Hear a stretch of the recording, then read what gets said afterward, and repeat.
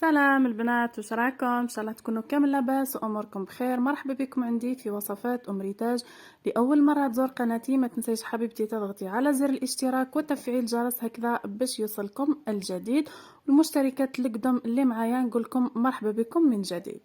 الوصفه تاعنا اليوم هي رفيس تونسي، راح نديره لكم بالمقادير المضبوطه للمبتدئات هكذا باش يجيكم يعني رفيس كما نقولوا نتيجه مبهره باذن الله.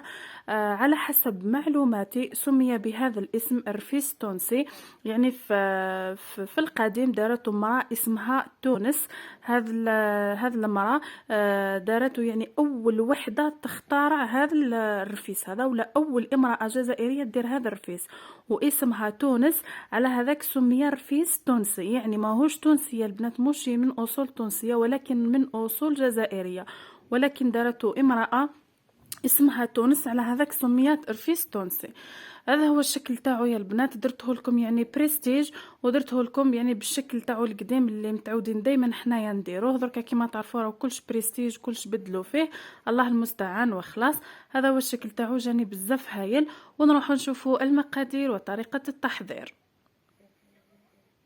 ونبداو الوصفه تاعنا بسم الله على بركه الله. واش نحتاجو قصعه، اكيد نحتاجو الميزان. لهنا البنات راني راح ندير الميزان للمبتدئات، يعني انا موالفه ندير عيني ميزاني، واليوم قررت اني ندير معكم الميزان. نحتاج اكيد الغرس، انا راح ندير هذا النوع طالقه بزاف هايل يا البنات، يعني راح تلقاوه صافي عافي ما فيه والو، يعني جوست من الساشي تاعو ديريه مباشره. هذا لا مارك ديروا كابتشر ديكرون، ننصحكم به راهو بزاف هايل.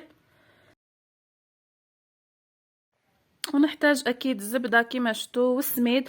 السميد انا درت مويا يا البنات، متوسط، حجم متوسط، ما ديروش الخشين بزاف. كما قلت لكم ما نديروش السميد الخشين بزاف وما نديروش الرقيق بزاف، يعني انا درتو مويا، نفضل انكم ديروه مويا احسن واحسن.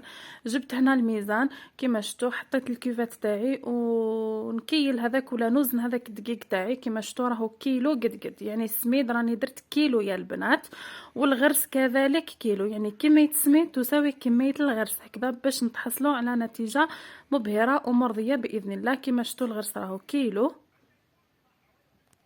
نمر للمرحلة الأولى ولا الخطوة الأولى. جبت مقلاة، شعلت عليها النار يا البنات، النار تكون متوسطة، ونحط السميد هذاك تاعي مباشرة. اللي ما عندهاش مقلاة ثقيلة تقدر دير طاجين تاع الحديد عادي، ولا طاجين تاع الطين يا البنات. افضل اني عفوا نفضل طاجين تاع الطين خير، هكذا كانوا يديروا الناس زمان. ونخليه يتحمر لي فيه هذيك المقلاة، ومره على مره راني نحرك فيه.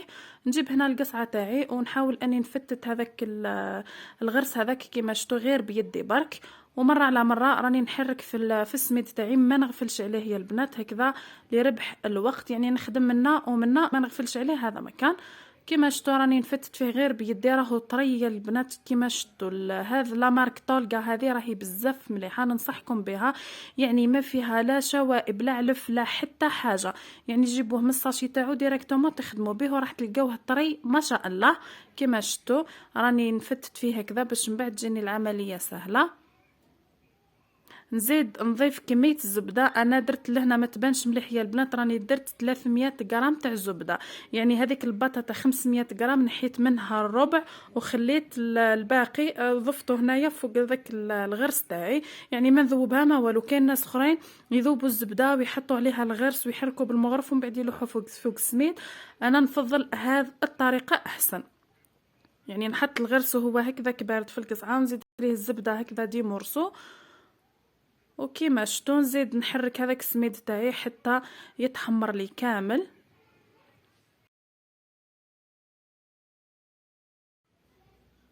بعد ما كملت قليت هذاك السميد تاعي كامل، شوفوا اللون اللي تحصلت عليه، راهو لون موحد يا البنات، لون ذهبي رائع. والخطوه هذه كي نقلي السميد راح تضيف لنا واحد لوغو هايل للرفيس تاعنا. نجيبه مباشره وهو سخون من النار، نحطه فوق هذاك الغرس والزبده تاعي، ونحاول اني ندير بالمغرف تاع الحطب هكذا برك، لانه ما نقدرش نلوح يدي يا البنات راهو سخون يحرق. ندير هكذا برك بالمغرف، نحاول اني نحل هذاك الغرس والزبده بهذا الشكل حتى يدفى لي، ونحاول اني ندخل يدي ونعجنه. كيما شفتوا هنا راني خليت لكم الفيديو للمبتدئات باش يشوفوا الطريقه بالتفصيل.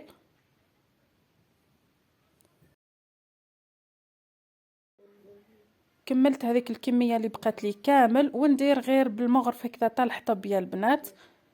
هكذا نحاول اني نعاون هذاك الغرس باش يتحل مليح مع الزبده والسميد. في هذه المرحله راح نضيف رشه خفيفه تاع ملح. ما تنسوهاش يا البنات، كاين بعض الناس ما يديروش الملح في الرفيس تاعهم وما يجيش بنين، يعني هذه الخطوه ما تنسوهاش. هنا نستغنى على المغرف هذيك تاع الحطب ونبدا نلم فيه بيدي عفوا.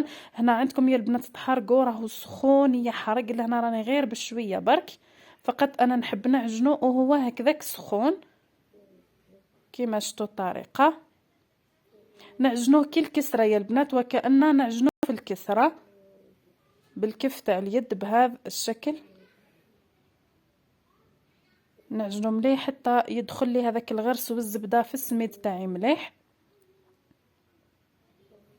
هكذا. هنا راح ندير خطوه من عندي، يعني تقدروا تستغناو عليها. كان عندي عسل طايب في الدار، ضفت حوالي 2 مغارف كبار للرفيس تاعي، وضفت العسل هنا راح يخليه يحافظ على الطراوه تاعو، يعني مهما قعد لك مده طويله راح يقعد هذاك الرفيس طري، يعني ما يبسش.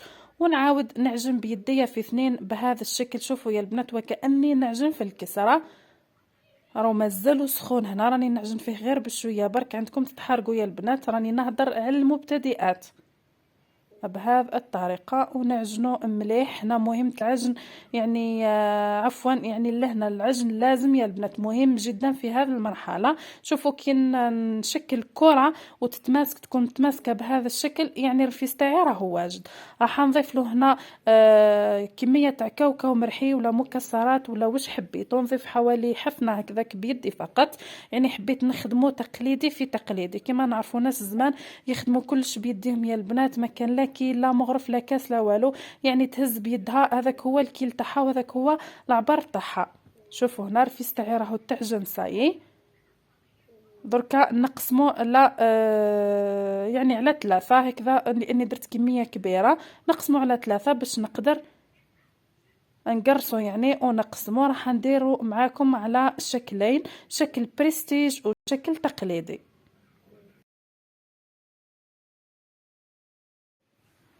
نديرو الشكل الاول كيما هكا، هذا الشكل التقليدي يا البنات. ندير على شكل خبزه او على شكل قرصه كيما هكذا دائريه، نخبزها كيما هكا بالاصابع فقط، يعني ما حبيتش ندير حتى الحلال. قلت لكم هذه الوصفه حبيت نخدمها على اصولها، يعني كلش تقليدي في تقليدي. كيما تعرفوا ناس زمان ما كان لا حلال لا والو، يحلوا بيديهم وكلش يجيهم هاين. والمرحله هذه ثاني راح نقول لكم جيبوا ملعقه. كانوا ناس زمان هكذا يديروا يا البنات باش نتفادى هذوك الاصابع تاع اليدين ما يبانوش في الرفيس تاعي. على ظهر الملعقه برك ونمشي على الرفيس تاعي ساير داير بهذا الشكل هكذا. ما نديروش خشن بزاف وما نديروش رقيق بزاف يا البنات. راك تشوفوا الشكل تاعو، العرض تاعو كي نقسم لكم كيفاه يجي. ونقسموه كيما تعرفوا، على بالي كامل تعرفوا بلي الشكل تاعو المعروف به رفيس تونسي شكل معينات، يعني نقسمو كامل على شكل معين. هذا الشكل الاول قسمت بهذا الشكل، ومن بعد نروح نميل الموس تاعي هكذا باش يجيني على شكل مقروضات بهذا الشكل. انا الصراحه هكذا نحبه، يعني نحبه على شكله التقليدي والشكل تاعو القديم يجي بزاف هايل يا البنات. ودوك نزيد نعطيلكم الشكل الثاني، شكل بريستيجي. اللي حبت دير بريستيج ولا ديروا لضيافها ولا الاعياد، يصلح كيما اليناير الاعياد التقليديه، يصلح بزاف مناسبات. هذا هو الشكل. والشكل الثاني نجيب هذا الطابع تاع الغريبيه اللي كامل تعرفوه، نجيب كميه تاع رفيس ونحطها بهذا الشكل، يعني داخل هذاك الطابع كيما شفتوا. نحاول فقط نضغط بيدي هكذا باش نتحصل على شكل يكون مليح، ونضغط باش نتحصل على هذا الشكل الورده هذه اللي من الفوق. شوفوا الشكل تاعو جا يعني هايل صراحه، جا بريزونطابل. وهذا هو الشكل النهائي تاع الرفيس التونسي تاع نهار اليوم. شوفوا البنات الشكل تاعو جا رائع. درت حبه تاع البندق قسمتها على 2 مع شويه تاع لي سوغيز، غليتهم غليه خفيفه فقط مع لا جولي، وزينت بهم هذاك الرفيس تاعي مع رشه خفيفه تاع الكاوكاو هذاك الاخضر. وهذا هو الشكل النهائي. فقط هكذا حبيت نعطي لكم فكره باش كل واحد يدي فكره في تزيين الرفيس التونسي تاعو. وهذا الشكل التقليدي تاعو اللي هو معينات بهذا الشكل، يعني هذا هو الشكل اللي معروف فيه. فقط الشكل اللي منا راهو يبقى بريستيج والاشكال هذه تبقى اذواق كل وحده واش تحب.